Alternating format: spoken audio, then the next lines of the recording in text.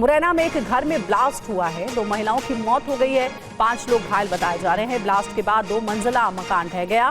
Blast में 3 मकान पूरी तरह बर्बाद हो गया। धमाके के कारणों की जांच जारी है।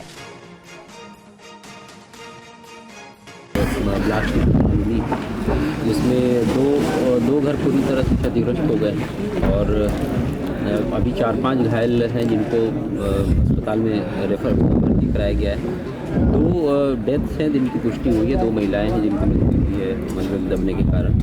अभी हमारा रेस्क्यू ऑपरेशन चल रहा है और डिटेल्स अभी जैसे ही सामने आते हैं तो हम लोग पकड़ेंगे, अपडेट करेंगे। सर, घटना का क्या कारण समझ में आ रहा है? अभी कोई भी कारण नहीं पता चल पा रहा है क्या है। एफएसएल की टीम भी है, अब हम लोग देखते हैं कि क्या कारण हो सकता है। प्राइमरी फोकस हमारा रेस्क्यू। और संभल में हिंसा के बाद एक्शन में है पुलिस। जी हां, 7 एफआईआर दर्ज की गई हैं, 25 लोग गिरफ्तार किए गए, 2500 लोग बनाए गए हैं आरोपी। सीसीटीवी फुटेज से हो रही है आरोपियों की पहचान। संभल में फिलहाल शांति है। हिंसाग्रस्त इलाकों में 30 थानों की पुलिस तैनात की गई है। उपद्रवियों की पहचान के लिए सीसीटीवी और ड्रोन फुटेज का सहारा लिया जा रहा है। इलाके में इंटरनेट सेवा आज भी ठप है और 1 दिसंबर तक संभल में किसी भी बाहरी व्यक्ति के प्रवेश पर रोक लगा दी गई है। इस बीच एक प्रेस कॉन्फ्रेंस के दौरान शाही जामा मस्जिद प्रबंध समिति ने 24 नवंबर को हुई हिंसा के लिए प्रशासन को जिम्मेदार ठहराया है, जिसे डीएम ने खारिज कर दिया है। जफर साहब ने कहा कि पुलिस असली हथियार चला रही थी अपने, फिर दोबारा उन्होंने कहा पुलिस तमंचे चला रही थी। उसी बयान में जो अभी लाइव इन्होंने दिया, वो तीसरी बार उन्होंने बोला कि मुझे नहीं पता कि पुलिस कौन से हथियार चला रही थी। आप सोच के देखिए, कोई एक ही व्यक्ति एक ही पूरी लाइव के अंदर 3 तरह के स्टेटमेंट दे रहा है जो परस्पर विरोधाभासी है। वहीं पुलिस ने शाही मस्जिद कमेटी के प्रमुख जफर अली से प्रशासन पर लगाए गए आरोप और 24 नवंबर को हुई हिंसा के बारे में भी पूछताछ की। पूछताछ के लिए आपको बुलाया पुलिस? तो कह रही है सिर्फ ऐसी बात करने के लिए बुलाया, पूछताछ करने के लिए बुलाया। हाँ। कि ये इसी जो दी है हमने, इसके बारे में हमें थोड़ा सा बताएं। पूछताछ का मतलब वेरीफाई करने के लिए, क्योंकि वो तथ्यों से अलग बातें कर रहे थे। उन्होंने प्रेस कॉन्फ्रेंस की, उसमें अब चूंकि माहौल शांत हो चुका है तो फिर से एक भड़काने वाली बात की। सबसे इम्पॉर्टेंट इसमें बात यह है कि जो भी वो तथ्य बोल रहे हैं उसके अपने दावे के समर्थन में उनके पास साक्ष्य होने चाहिए। और 24 नवंबर को संभल में हिंसा के बाद लखनऊ से लेकर दिल्ली तक राजनीति गर्म है। विपक्ष पक्षपात का आरोप लगा रहा है सरकार के ऊपर। समाजवादी पार्टी ने ऐलान किया है कि हालात सामान्य होने पर उनका प्रतिनिधिमंडल संभल जाएगा और वहां हुई हिंसा की रिपोर्ट अखिलेश यादव को सौंपेगा। प्रतिनिधिमंडल में 12 लोग शामिल होंगे, जिसमें संभल से सांसद जिया-उर-रहमान बर्ग भी शामिल हैं। बर्ग पर पुलिस ने हिंसा भड़काने का केस दर्ज किया है, जिससे नाराज अखिलेश यादव ने कल लोकसभा स्पीकर से मुलाकात की और हिंसा के वक्त उनके संभल में नहीं होने की बात बताई। इस बीच आरएसएस की राष्ट्रीय कार्यकारिणी के सदस्य इंद्रेश कुमार ने संभल दंगे के लिए समाजवादी पार्टी को जिम्मेदार बताया है। तो वहीं all India Muslim personal law board के सदस्य मौलाना खालिद रशीद ने सर्वे पर ही सवाल उठाए। जो हार गए उपचुनाव, उनकी ये देन है, और जिनको ये लग रहा है कि मुसलमान सच जान गया तो उनके वोट बैंक से निकल जाएगा, उन नेताओं की ये देन है। बार बार नई मस्जिदों के सिलसिले में सर्वे का ऑर्डर आ रहा है, इसको लेकर के मुसलमानों के अंदर काफ़ी बेचैनी है। लिहाजा हम समझते हैं कि अब ये सिलसिला रुकना चाहिए। खबर राजस्थान से है। राजस्थान के मेवाड़ राजघराने की संपत्ति की लड़ाई अब सड़क पर आ गई है। नए महाराणा विश्वराज सिंह मेवाड़ का कल राज तिलक किया गया, लेकिन वो मेवाड़ सिटी पैलेस में नहीं घुस पाए। चित्तौड़गढ़ में राज तिलक की रस्म होने के बाद विश्वराज सिंह मेवाड़ की परंपरा के अनुसार सिटी पैलेस में धूणी के दर्शन करने पहुंचे थे। उन्हें एकलिंग जी मंदिर में भी एकलिंग नाथ के दर्शन करने थे, लेकिन सिटी पैलेस के गेट बंद कर दिए गए। विश्वराज सिंह मेवाड़ के समर्थक और प्रशासन के लोगों पर सिटी पैलेस के अंदर से पत्थर मारे गए। इसके बाद माहौल गर्म हो गया। पत्थरबाजी में एक पुलिसकर्मी भी घायल हुआ है।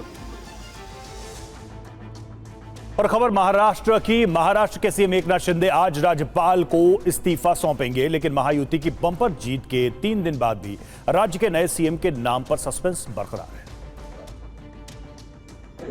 एकनाथ शिंदे आज सुबह 11 बजे राज्यपाल से मिलेंगे और मुख्यमंत्री पद से इस्तीफा सौंपेंगे। हालांकि इसके बाद कार्यवाहक सीएम बने रहेंगे। डिप्टी सीएम देवेंद्र फडणवीस कल शाम दिल्ली में थे। उम्मीद जताई जा रही थी कि उनकी बीजेपी आलाकमान से मुलाकात होगी, लेकिन ऐसा नहीं हुआ। देवेंद्र फडणवीस लोकसभा स्पीकर ओम बिरला की बेटी की शादी के उपलक्ष्य में आयोजित कार्यक्रम में शामिल होने के बाद मुंबई लौट आए। महाराष्ट्र में सीएम पद को लेकर हमारे संवाददाता कुमार कुंदन ने सूत्रों के हवाले से जानकारी दी है कि 5 साल के कार्यकाल में बारी बारी से तीनों नेता यानी देवेंद्र फडणवीस, एकनाथ शिंदे और अजित पवार सीएम बन सकते हैं। फॉर्मूला 2-2-1 का होगा, मतलब 2 साल बीजेपी, 2 साल शिवसेना और 1 साल एनसीपी का कैंडिडेट मुख्यमंत्री होगा। सीएम की कुर्सी का मसला इतना बड़ा हो चुका है कि अब तक बीजेपी विधायक दल का नेता नहीं चुना जा सका है। महाराष्ट्र बीजेपी के नेता सीएम पद को लेकर काफी नपातुला बयान दे रहे हैं। उनका कहना है कि नया सीएम दिल्ली से तय होगा। हमारी पार्टी की क्लियर भूमिका है, जो हमारा केंद्रीय नेतृत्व है, मोदी जी है, अमित भाई है, नड्डा जी है, हमारा केंद्रीय पार्लियामेंट्री बोर्ड है, हमारे देवेंद्र जी, एकनाथ जी और अजित दादा, ये तीनों नेता है, ये सक्षम है निर्णय करने के लिए। वहीं महाराष्ट्र सरकार ने आईपीएस रश्मि शुक्ला को दोबारा राज्य का डीजीपी नियुक्त कर दिया है। विधानसभा चुनाव से पहले केंद्रीय चुनाव आयोग के आदेश पर रश्मि शुक्ला को डीजीपी पद से हटाया गया था। उन्हें हटाने की मांग महाराष्ट्र कांग्रेस इकाई प्रमुख नाना पटोले ने की थी। केंद्र सरकार ने किसानों और छात्रों को बड़ा तोहफा दिया है। नेचुरल फार्मिंग के लिए नेशनल मिशन को भी मंजूरी दी है और रेलवे के 3 नए प्रोजेक्ट्स की सौगात दी है। मोदी कैबिनेट ने छात्रों के लिए 1 नेशन 1 सब्सक्रिप्शन योजना शुरू करने का निर्णय लिया है। इससे हर स्तर के छात्रों को बड़ी मदद मिलेगी। इस योजना के तहत विश्व स्तरीय जर्नल्स की पूलिंग और कॉमन सब्सक्रिप्शन की भी व्यवस्था होगी। प्राकृतिक खेती के लिए एक नेशनल मिशन का फैसला लिया गया है। ये एक पाथ ब्रेकिंग फैसला है, क्योंकि हम सब जानते हैं कि हमारे देश में एक बड़ी रिक्वायरमेंट है, जो किसानों की ज़मीन है, भूमि है, मिट्टी को स्वस्थ रखने की और केमिकल रहित प्रोडक्ट से इंसानों को स्वस्थ रखने की। केंद्र सरकार ने 1435 करोड़ रुपए की पैन 2.0 प्रोजेक्ट को मंजूरी दे दी है। इसके तहत अब जल्द आपको अपडेटेड पैन कार्ड मिलेगा। नए पैन कार्ड में QR कोड भी होगा। इसके लिए आपको कोई पैसा नहीं देना होगा। इससे करदाताओं को सेवाओं की पहुंच में आसानी होगी और आपका डेटा भी सुरक्षित रहेगा। और आज संविधान दिवस है। इस अवसर पर संविधान सदन के सेंट्रल हॉल में विशेष कार्यक्रम आयोजित किया जाएगा, जिसमें राष्ट्रपति और प्रधानमंत्री भी शामिल होंगे। संविधान सभा ने देश के संविधान को 26 नवंबर 1949 को अपनाया था। इस अवसर के 75 वर्ष पूरे होने पर विशेष कार्यक्रम का आयोजन किया जा रहा है। कार्यक्रम की शुरुआत सुबह 11 बजे राष्ट्रपति द्रौपदी मुर्मू के आगमन के साथ होगी। इसमें उपराष्ट्रपति जगदीप धनखड़, प्रधानमंत्री नरेंद्र मोदी और लोकसभा अध्यक्ष ओम बिरला भी मौजूद रहेंगे और समारोह को संबोधित करेंगे। इस दौरान संविधान की यात्रा पर 4 मिनट की एक फिल्म भी दिखाई जाएगी। समारोह का सूत्र वाक्य हमारा संविधान हमारा स्वाभिमान रखा गया है। और दिल्ली एनसीआर में प्रदूषण के हालात में भले ही थोड़ा सुधार देखने को मिला हो, लेकिन सुप्रीम कोर्ट ने सख्तियों में ढील देने से इनकार कर दिया है और 2 दिन के भीतर जवाब दाखिल करने को कहा है।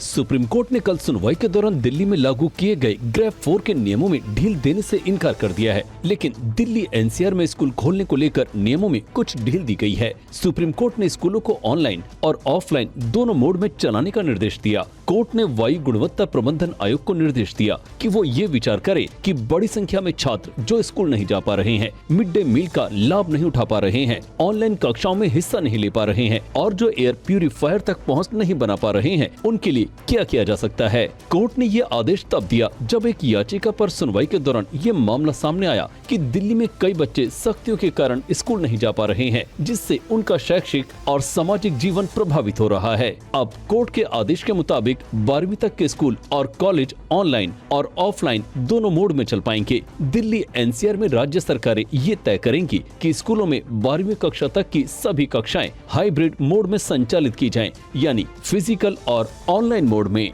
आदेश के मुताबिक जहां भी उपलब्ध हो ऑनलाइन मोड में शिक्षा का विकल्प छात्रों और उनके अभिभावकों को उपलब्ध कराना होगा। सुप्रीम कोर्ट ने ये भी कहा कि वायु गुणवत्ता में सुधार के लिए जरूरी उपायों के साथ ही शहरी क्षेत्रों में वायु प्रदूषण के प्रभाव को कम करने के लिए दीर्घकालिक समाधान तलाशने की जरूरत है। सुप्रीम कोर्ट ने ये तय करने का निर्देश भी दिया कि वायु गुणवत्ता के संकट का समाधान लोगों के स्वास्थ्य को प्राथमिकता में रखते हुए किया जाए। मामले में अगली सुनवाई गुरुवार को होगी। और यूपी के बरेली में हुए सड़क हादसे पर टीवी9 भारतवर्ष की खबर का बड़ा असर हुआ है। प्रशासन ने पीडब्ल्यूडी के 4 इंजीनियर्स और 5 अन्य लोगों के खिलाफ एफआईआर दर्ज की।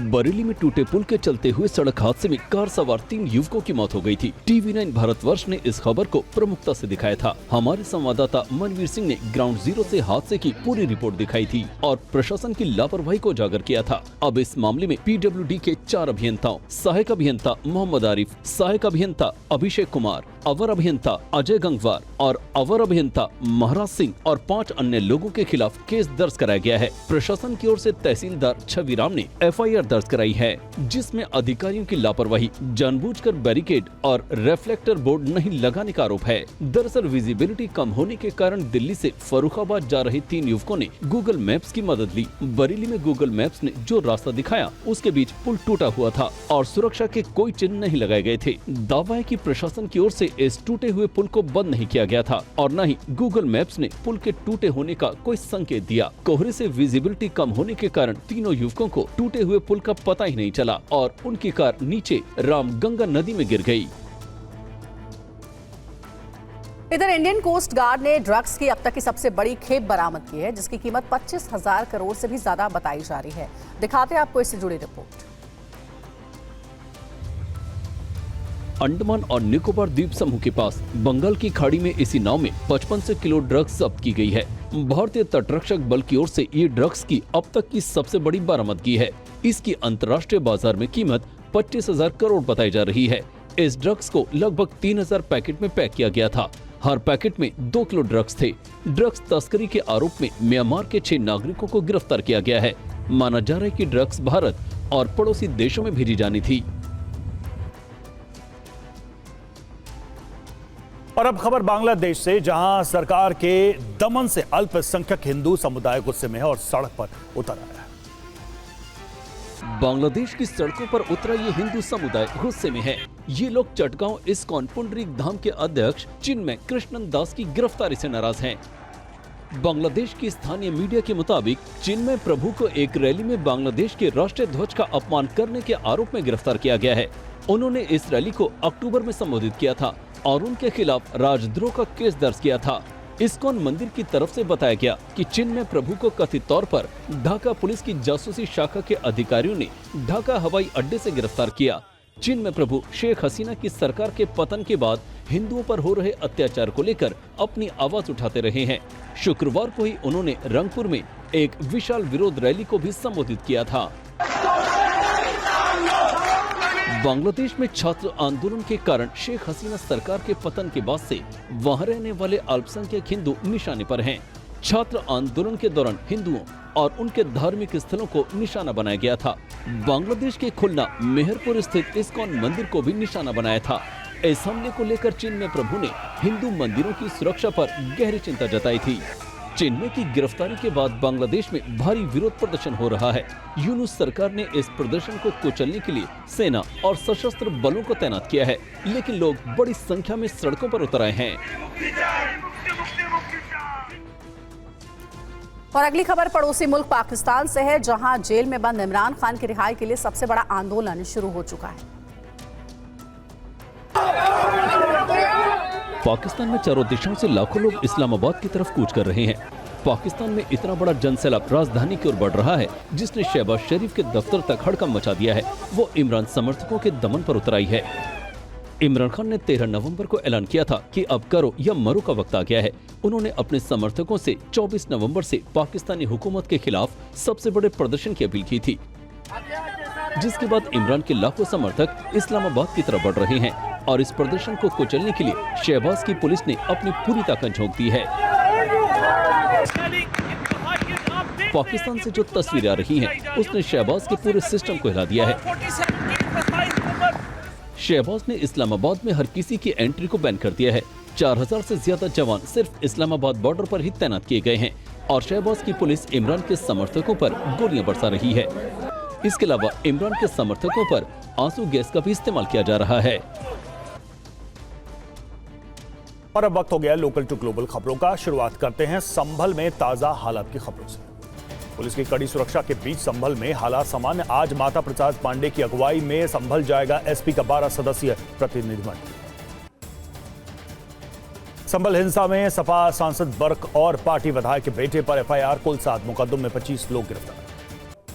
विधायक के बेटे सोहेल ने खुद को बताया निर्दोष, कहा मैं प्रशासन का सहयोग कर रहा हूं, मेरे खिलाफ कोई प्रमाण हो तो दिखाएं। जामा मस्जिद कमेटी के प्रमुख जफर अली को लेकर प्रशासन का बड़ा दावा। कमिश्नर ने कहा जफर अली ने भड़काऊ बयान दिया। जफर अली से पुलिस ने की पूछताछ। मीडिया के सवालों के जवाब में बोले जफर अली, मुझ पर लगाए जा रहे आरोप गलत। संभल के जिलाधिकारी ने जफर अली पर भ्रामक बयान देने का आरोप लगाया। पुलिस फायरिंग पर गलत बयानी के आरोप लगाया। संभल हिंसा पर बोले कमिश्नर, वीडियोग्राफी हो रही थी, ढांचे को नुकसान नहीं पहुंचाया जा रहा था। जफर अली के दावों का कोई सबूत नहीं। संभल की घटना पर उलेमा ने जताई नाराजगी। All India Muslim personal law board के सदस्य मौलाना खालिद रशीद बोले, एक बार सर्वे होने के बाद दोबारा क्यों पड़ी जरूरत। वीएचपी ने संभल हिंसा में शामिल लोगों पर रासुका लगाने की मांग की। कहा कांग्रेस और एसपी के नेताओं का हिंसा को समर्थन, चिंताजनक। आरएसएस के राष्ट्रीय कार्यकारिणी के सदस्य इंद्रेश का एसपी पर आरोप, उपचुनाव में हारने वाली पार्टियों की देन है दंगा। संभल हिंसा पर बोले देवकी नंदन ठाकुर, कोर्ट के आदेश पर सर्वे होने पर हिंसा करवाने वालों का आगे क्या करेंगे, इसी बात का डर है। बदायूं में टीवी9 भारतवर्ष की खबर का असर, 4 अभियंताओं समेत अज्ञात पर मुकदमा दर्ज। पुल से गिरकर कार सवार 3 लोगों की हुई थी मौत। संभल हिंसा के बाद यूपी में अलर्ट। हाथरस में पुलिस ने किया फ्लैग मार्च। ड्रोन कैमरे से शहर में की जा रही है निगरानी। संभल की घटना को लेकर फिरोजाबाद में प्रशासन अलर्ट पर, संवेदनशील इलाकों में ड्रोन से पुलिस पर कर रही है निगरानी। उदयपुर में मेवाड़ राजघराने में विवाद, सिटी पैलेस के बाहर देर रात पथराव, पुलिस ने भांजी लाठी। उदयपुर में धूनी दर्शन के लिए अड़े विश्वराज सिंह मेवाड़ समर्थकों का प्रदर्शन, सिटी पैलेस के अंदर से फेंके गए पत्थर। सिटी पैलेस जाने से रोकने पर विश्वराज सिंह के समर्थक और पुलिस के बीच झड़प, बैरिकेड्स पर चढ़कर समर्थकों का प्रदर्शन। विश्वराज सिंह को रोकने के लिए पुलिस ने बैरिकेडिंग कर जगदीश चौक पर रोका। समर्थकों का आक्रोश देख पुलिस ने हटाया। विश्वराज सिंह ने कहा धूनी दर्शन के लिए जाना है, पारिवारिक संपत्ति है, किसी एक का दूसरे को रोकना कहां तक न्याय, प्रशासन इंतजाम करे। धूनी दर्शन के लिए 3 गाड़ियों को दी गई थी अनुमति। विश्वराज सिंह मेवाड़ के साथ उनके पुत्र और पूर्व विधायक रणधीर सिंह भिंडर अंदर गए। सीएम एकनाथ शिंदे आज दे सकते हैं इस्तीफा। सुबह 11 बजे राज्यपाल से कर सकते हैं मुलाकात, सूत्रों के हवाले से खबर। एकनाथ शिंदे की समर्थकों से अपील, मेरे समर्थन में इकट्ठा ना हो कार्यकर्ता, समृद्ध महाराष्ट्र के लिए हम सब एक साथ हैं। दिल्ली से वापस मुंबई लौटे देवेंद्र फडणवीस, पीएम मोदी और गृह मंत्री अमित शाह से नहीं हुई मुलाकात, सूत्रों से खबर। महाराष्ट्र बीजेपी अध्यक्ष बावन कुले का बयान, बोले हमारे साथ आएंगे उद्धव के विधायक, उनके पास 2 एमएलए नहीं बचे। शरद गुट के नेता जितेंद्र आव्हाड ने ईवीएम पर उठाए सवाल, बोले चुनाव में हुई धांधली के खिलाफ करेंगे आंदोलन। दिल्ली में हुई कांग्रेस संसदीय दल की बैठक, राहुल गांधी, मल्लिकार्जुन खड़गे समेत बड़े नेता रहे मौजूद। महाराष्ट्र कांग्रेस अध्यक्ष नाना पटोले ने की इस्तीफे की पेशकश, चुनाव में खराब प्रदर्शन के बाद फैसला, सूत्रों के हवाले से खबर। केंद्रीय कैबिनेट की बैठक में कई अहम फैसले, प्राकृतिक खेती पर 2481 करोड़ रुपए खर्च करेगी केंद्र सरकार। पार्टी सांसदों के साथ लोकसभा स्पीकर से मिले अखिलेश यादव, जियाउर रहमान बर्क पर दर्ज एफआईआर का मुद्दा उठाया। डीयूएसयू चुनाव में एनएसयूआई और एबीवीपी ने जीती 2-2 सीट। अध्यक्ष और संयुक्त सचिव पद एनएसयूआई का कब्जा, उपाध्यक्ष सचिव पद पर एबीवीपी की जीत। डीयूएसयू चुनाव पर बोली प्रियंका गांधी, कहा एनएसयूआई का शानदार प्रदर्शन, रौनक खत्री, लोकेश चौधरी को जीत की बधाई दी। चिकित्सा सहायता निधि के लाभार्थियों ने सिद्धिविनायक मंदिर में पूजा की, शिंदे को सीएम बनाने के लिए प्रार्थना की। अरविंद केजरीवाल का ऐलान, बोले 80,000 बुजुर्गों को पेंशन खोली जा रही है, अब 5,30,000 बुजुर्गों को पेंशन का लाभ। एनसीपी नेता राम अवतार हत्याकांड दायर याचिका पर आज सुप्रीम कोर्ट में सुनवाई। आरोपी ढेबर की जमानत याचिका पर होगा फैसला। एनसीपी चुनाव सिंबल मामले में आज सुप्रीम कोर्ट करेगा सुनवाई। या घड़ी चुनाव चिन्ह को लेकर शरद गुट ने दायर की याचिका। ट्रांसजेंडर को समान अधिकार के मामले में आज सुप्रीम कोर्ट में सुनवाई। इंटेलिजेंस ब्यूरो की अधिसूचना को दी है चुनौती। दिल्ली के पूर्व सीएम अरविंद केजरीवाल की याचिका पर आज सुनवाई। शराब घोटाला केस में राउज एवेन्यू कोर्ट करेगी सुनवाई। आप सांसद संजय सिंह की याचिका पर आज सुप्रीम कोर्ट में सुनवाई। याचिका में यूपी में दर्ज एफआईआर को रद्द करने की मांग की है। लैंड फॉर जॉब मामले में आज सुनवाई करेगा राउज एवेन्यू कोर्ट। सीबीआई की तरफ से दायर याचिका पर होगी सुनवाई। विंग 2 सिफारिशों के उल्लंघन मामले पर आज सुनवाई। सुप्रीम कोर्ट ने दिल्ली, केंद्र और डीयू को नोटिस जारी कर मांगा है जवाब। मनी लॉन्ड्रिंग मामले में M3M कंपनी के निदेशक रूप बंसल पर आज सुप्रीम कोर्ट में सुनवाई। ईडी की याचिका पर होगी सुनवाई। सीएम नायब सिंह सैनी ने हिसार में रेलवे ओवरब्रिज और अंडरपास का उद्घाटन किया। बोले इससे लोगों को मिलेगी बड़ी राहत। रश्मि शुक्ला को फिर से महाराष्ट्र का डीजीपी नियुक्त किया गया। महायुति की जीत के बाद दिया गया फैसला। आंध्र प्रदेश के मुख्यमंत्री चंद्रबाबू नायडू ने अधिकारियों के साथ बैठक की। ऊर्जा विभाग के काम की समीक्षा की। विदेश मंत्री एस जयशंकर का बयान। बोले भारत शांति का पक्षधर है। इजरायल और ईरान में संवाद बहाली की कोशिश। दिल्ली विधानसभा चुनाव को लेकर बीजेपी घोषणा पत्र समिति की बैठक रामवीर सिंह विधूड़ी की अध्यक्षता में हुई मीटिंग। ओडिशा के पूर्व सीएम नवीन पटनायक ने बीजेडी विधायकों के साथ बैठक की है। पार्टी की रणनीति को लेकर हुई चर्चा। आज दिल्ली में हमारा संविधान हमारा स्वाभिमान कार्यक्रम का आयोजन। सुबह 11 बजे राष्ट्रपति मुर्मू संविधान सदन पहुंचेंगे। संविधान दिवस के पहले आमने सामने कांग्रेस और बीजेपी। जयराम रमेश बोले संविधान विरोधी बातें करते हैं आरएसएस और बीजेपी। सुप्रीम कोर्ट में आज मनाया जाएगा संविधान दिवस। पीएम मोदी और सीजेआई संजीव खन्ना समारोह को करेंगे संबोधित। किसान नेता जगजीत सिंह डल्लेवाल आज से करेंगे आमरण अनशन। खनौरी बॉर्डर पर किसानों से जुड़ी मांगे लेकर शुरू करेंगे हड़ताल। ममता बनर्जी के आवास पर तृणमूल कांग्रेस की बैठक। संगठन में बदलाव को लेकर चर्चा। उपचुनाव के नतीजों पर भी हुई चर्चा। मध्य प्रदेश के सीएम मोहन यादव ने ब्रिटिश सांसदों से मुलाकात की। बोले मध्य प्रदेश में निवेश की अपार संभावना है। सीएम मोहन यादव ने ब्रिटिश संसद में महात्मा गांधी को दी श्रद्धांजलि। दोनों देशों के रिश्तों को बताया लिविंग ब्रिज।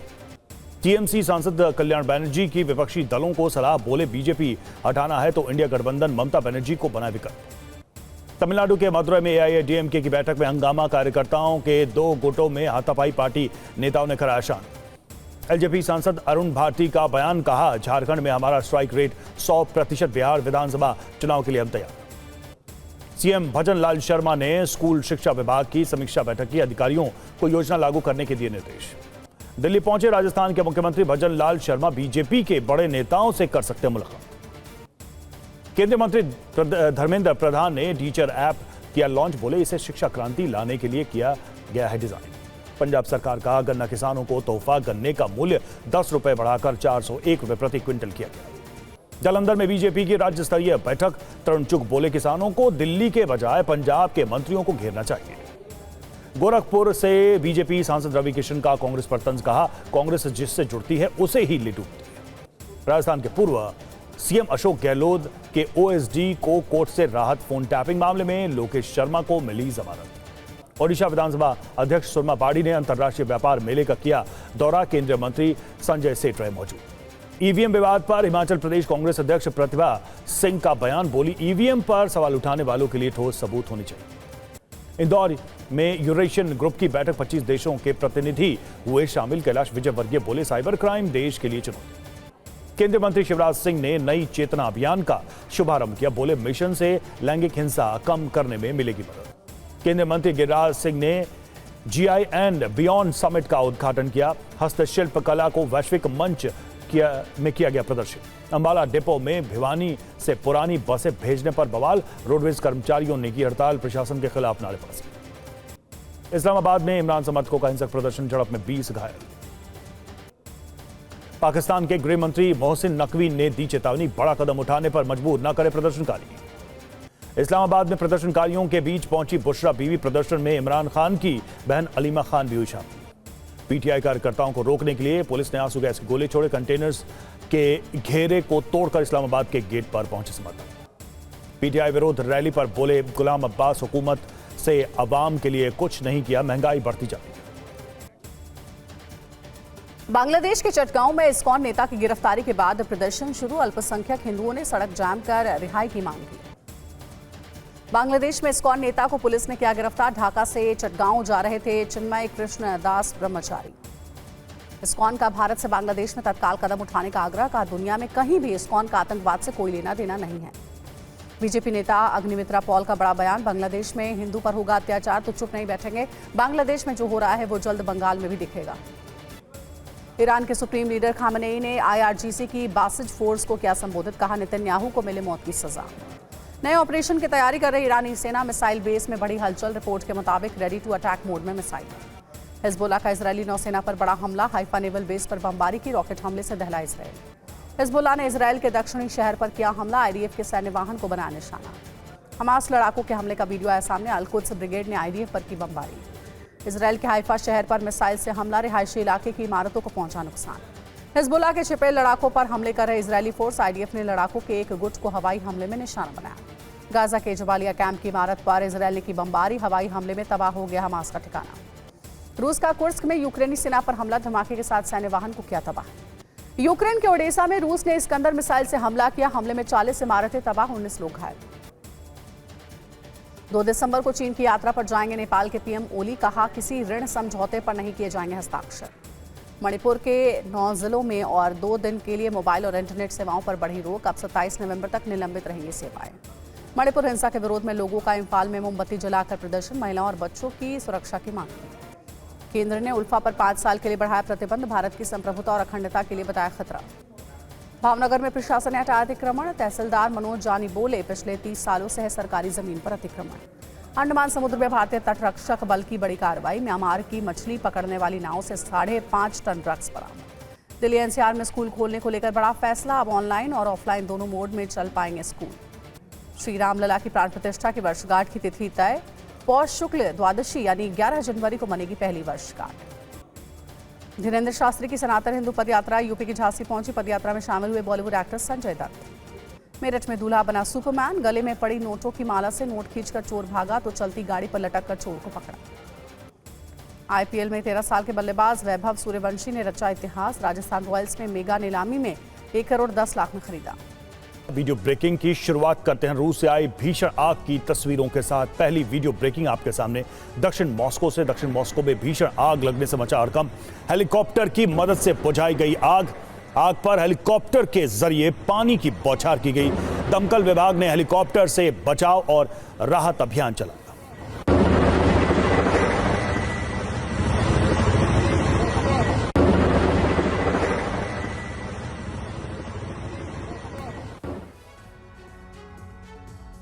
दूसरी वीडियो ब्रेकिंग अहमदाबाद में नशे में धुत कार सवार का कहर। कार से गाड़ियों और बाइक को मारी टक्कर। हादसे की अब CCTV फुटेज सामने आई है, तस्वीरें सामने आई हैं।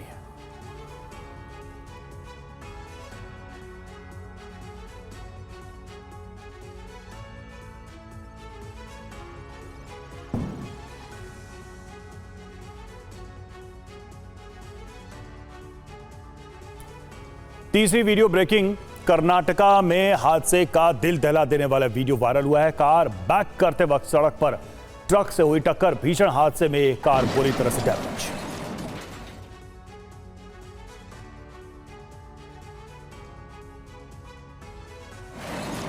तस्वीरों में आप देखिए कितनी भयानक दुर्घटना है ये। कार को बैक कर रहा था ड्राइवर और उसी दौरान ट्रक से ये भीषण टक्कर।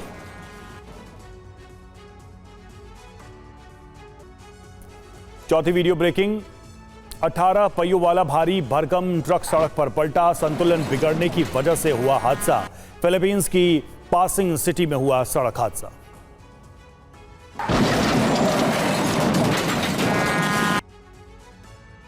फिलीपींस में यह हादसा हुआ है और बताया जा रहा है कि पासिंग सिटी की ये तस्वीरें हैं। संतुलन बिगड़ने की वजह से ये बड़ी दुर्घटना हुई। 18 पहियों वाला भारी भरकम ट्रक पलट गया सड़क।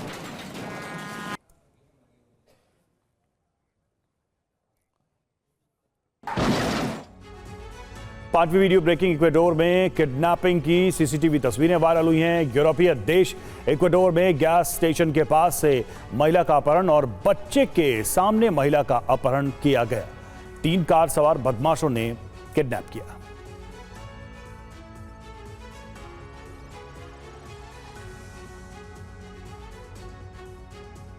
तीन कार सवार देखिए किस तरह से इस महिला को किडनैप कर रहे हैं, गाड़ी में ले जाते हुए, और इस महिला के पास एक छोटा बच्चा भी था। बच्चे को वहीं सड़क पर वो फेंक कर इस महिला को किडनैप करके ले जाते हैं।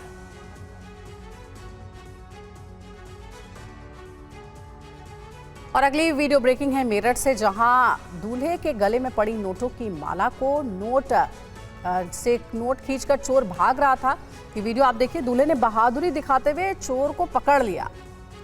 इसका पूरा वीडियो सोशल मीडिया पर वायरल हो रहा है। दूल्हे ने चलती गाड़ी पर लटक कर चोर को पकड़ा है।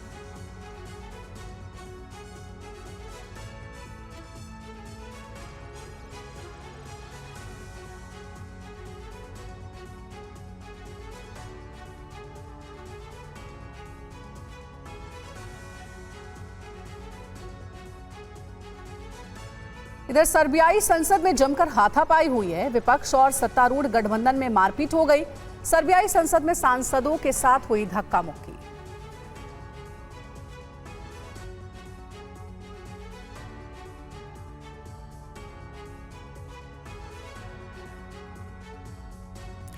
साउथ अमेरिका के पैराग्वे में भीषण सड़क हादसा हुआ। रेड लाइट पर कार चालक की लापरवाही से सड़क हादसा, वैन में सवार सभी लोग।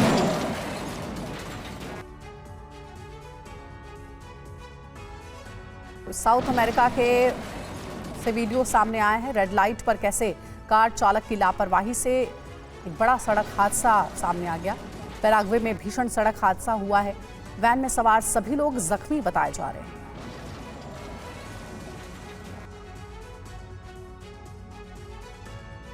पाकिस्तान में इमरान खान के समर्थकों का बवाल। इमरान खान की रिहाई को लेकर इस्लामाबाद की सड़कों पर रैली हुई। सड़कों पर आग लगाकर किया विरोध प्रदर्शन। 4000 से ज्यादा पीटीआई समर्थक पुलिस हिरासत में।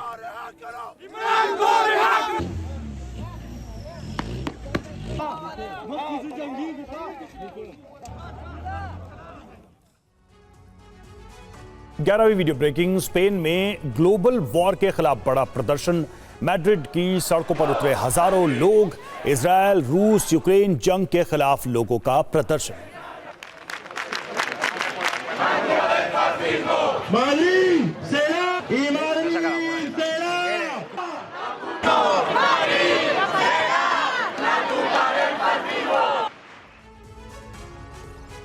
बारहवीं वीडियो ब्रेकिंग। जम्मू कश्मीर के डोडा जिले में हुई बर्फबारी। डोडा जिले के ऊपरी इलाकों में हुई बर्फबारी। बर्फबारी से सैलानियों के खिले चेहरे।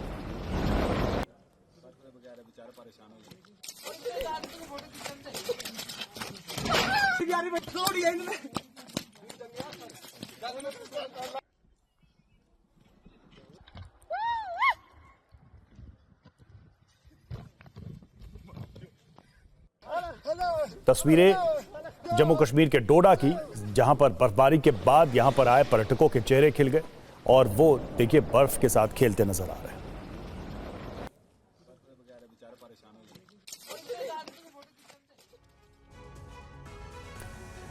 तेरहवीं वीडियो ब्रेकिंग। अमेरिका के बोस्टन में 2 विमान के पंख आपस में टकराए। अमेरिकन एयरलाइंस और फ्रंटियर एयरलाइंस के विंग्स आपस में टकरा गए। हादसे में कोई हताहत नहीं हुआ।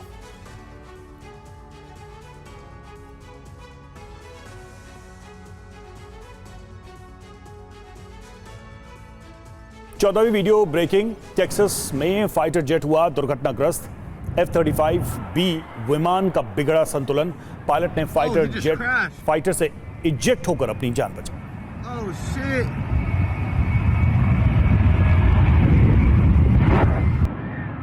तो तस्वीरें आप देखिए किस तरह से ये जो फाइटर जेट था ये दुर्घटनाग्रस्त हुआ। टेक्सास में ये तस्वीरें सामने आई हैं। F सीरीज का ये विमान F-35B विमान जिसका संतुलन बिगड़ गया और आखिरी वक्त में पायलट ने फाइटर जेट से इजेक्ट होकर अपनी जान बचाई।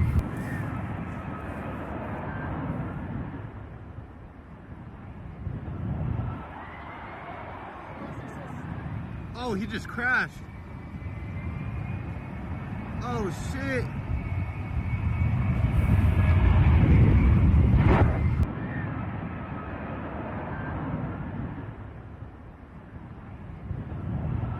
15वीं वीडियो ब्रेकिंग ब्राजील में ट्रैफिक पुलिस का एक्शन, सड़क पर हंगामा करने वालों के खिलाफ कार्रवाई, हंगामा करने वाले युवकों को सड़क पर ही पीटा।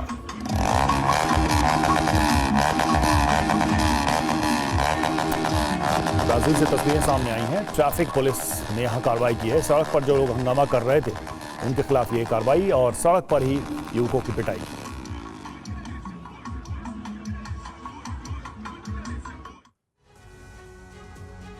और अगली वीडियो ब्रेकिंग आपको दिखाते हैं। ड्रोन उड़ाने के दौरान हादसा हो गया। ड्रोन को रोकने में नाकाम हुआ ऑपरेटर, ड्रोन के साथ गिरा ऑपरेटर।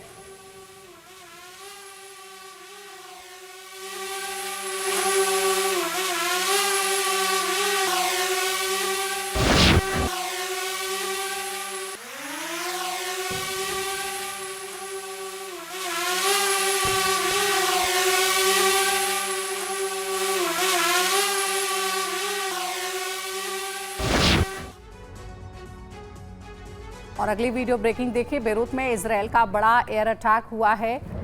हिजबुल्लाह की इमारत पर मिसाइल से हमला किया गया।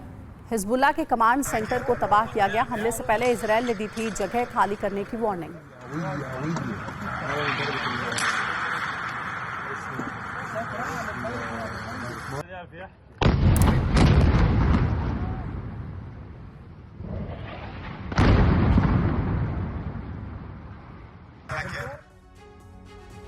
गाजा में इजरायल की भीषण एयर स्ट्राइक हुई। दक्षिण गाजा में रिफ्यूजी कैंप के नजदीक हमला हुआ। 48 घंटे में 100 से ज्यादा फिलिस्तीनियों की मौत का दावा किया जा रहा है।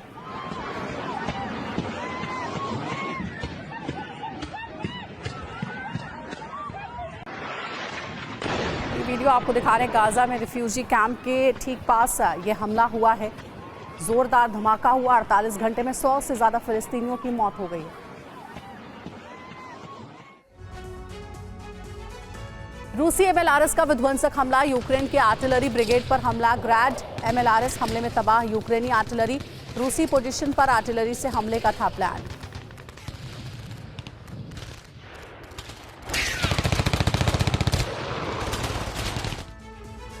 हिजबुल्लाह का इजरायली नौसेना पर बड़ा हमला। हाइफा नेवल बेस पर की बमबारी। रॉकेट हमले से दहला इजरायल का नेवल बेस।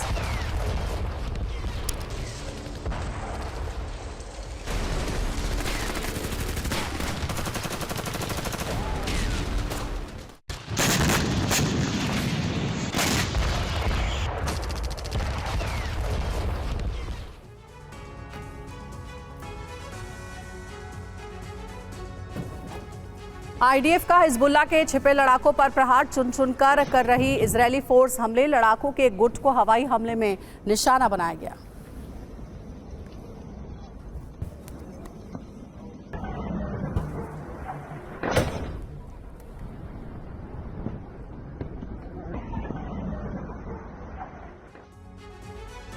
रूस के कुर्स्क में एयरबेस पर हमला हुआ। कुर्स्क के वोस्तोक एयरबेस पर धमाका। ATACMS मिसाइल से एयरबेस को टारगेट किया गया।